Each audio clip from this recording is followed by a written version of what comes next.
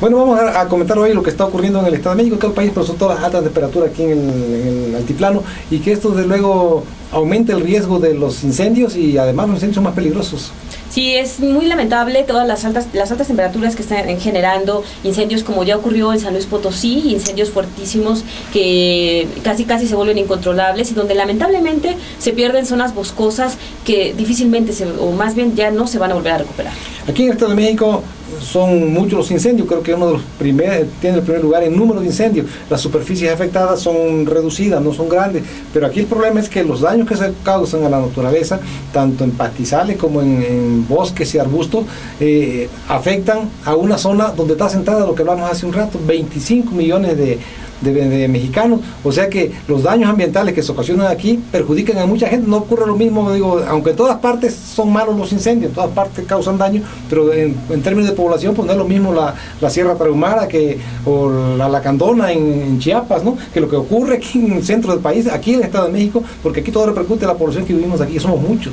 Sí, la verdad es que somos bastantes personas y lamentablemente no cuidamos. Hay mucha gente que se va de día de campo y deja por ahí su fogata, tira todavía el cigarro medio prendido y genera incendios forestales. Por mínimo que parezca esto, ha faltado también mayor vigilancia, mayor cuidado por parte de las autoridades, que cada año hablan de esto, que cada año se quejan y lamentablemente pues cada año estamos viendo cómo se va reduciendo nuestra masa forestal. Y también no hay mucha impunidad en esto de los incendios cuando son intencionales. Muchos incendios los ocasionan los que tienen ganado, los ocasionan también los que cambian el uso de suelo por sus pistolas, porque ni siquiera autorizado por la ley del uso de suelo de los bosques a zonas, a áreas, a uso de cultivo, a uso agrícola, y desde luego estos incendian también muchas veces y nadie nos castiga. La ley contempla sanciones para esta gente, pero nunca se aplican. Sí, ha habido muchísima flexibilidad, sí. Y aquí perdemos todos. No es nada más que vean que, pues ya se quemó. Estamos perdiendo árboles que tardan años en crecer, porque lo hemos dicho, las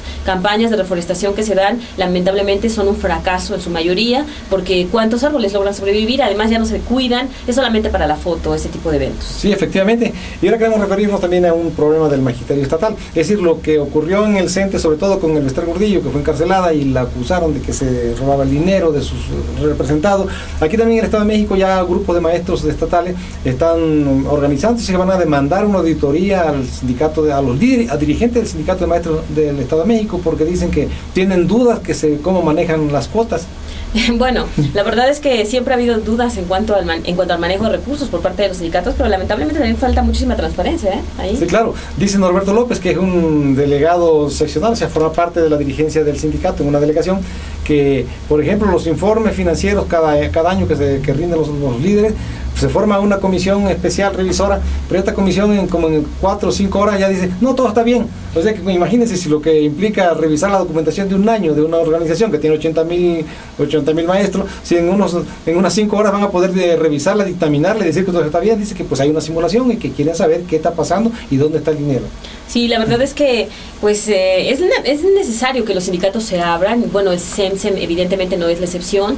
No hay cuentas claras en torno a cómo maneja los recursos, a pesar de que recibe dinero público, como muchos han señalado, y pues no son sujetos obligados en la ley de transparencia, porque así lo han consentido los diputados, que no han querido modificar la ley ni a nivel federal ni a nivel estatal. Pero es necesario que rindan cuentas. Sí, yo creo que lo que pasó en el centro, sobre todo con Elvester, y lo que se puso a descubierto, la cuestión de que se manejan los fondos como si fueran personales, como si fueran ingresos propios de familia y no de una organización, pues estaba también alentando a otros agremiados, a otros sindicatos a exigir cuentas, de rendición de cuentas y transparencia. Sí, la falta de claridad siempre genera suspicacias y lamentablemente pues ahí está, ¿no? Los maestros que, bueno, si les están descontando, si ellos están aportando, tienen todo el derecho a saber qué está pasando con ese dinero. Sí, efectivamente está en su derecho. Por supuesto.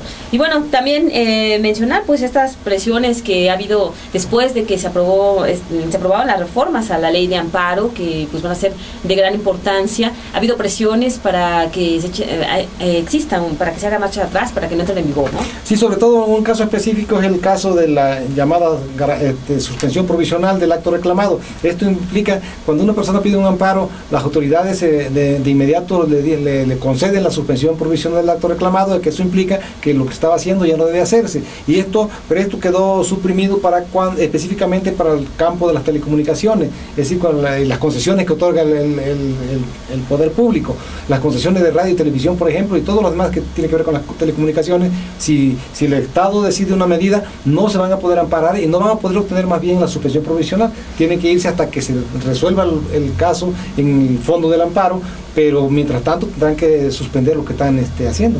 Sí, habrá que ver qué es lo que va pues aquí a suceder con la ley de amparo. La verdad es que ha habido muchos abusos en torno a los amparos, que mucha gente, presuntos delincuentes, pues buscan la protección de la ley para evitar que se aplique ahora sí que la norma contra ellos. Sobre todo, también no solamente los delincuentes, también los grandes intereses corporativos, los grandes grupos económicos recurren mucho al amparo para dilatar, con maniobra distraccionista y dilatacionista, para que las cosas no se lleven a cabo. Hay amparos que duran 5 años, mientras tanto aquel está, por ejemplo, una concesión se la cancelan, se le da la suspensión provisional y el procedimiento lleva 3, 4, 5 años o más años puede llevarlo. Mientras tanto la radiodifusora o la televisión sí puede seguir funcionando como si nada, y desde luego esto pues en el fondo nulifica el efecto que se busca con la medida de retirar una concesión.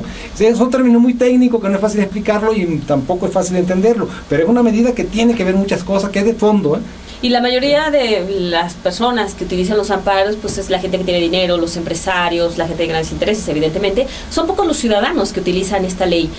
La han utilizado, por ejemplo, en el caso de la tenencia, la están utilizando ahorita en Sonora, en cuestión de tenencia.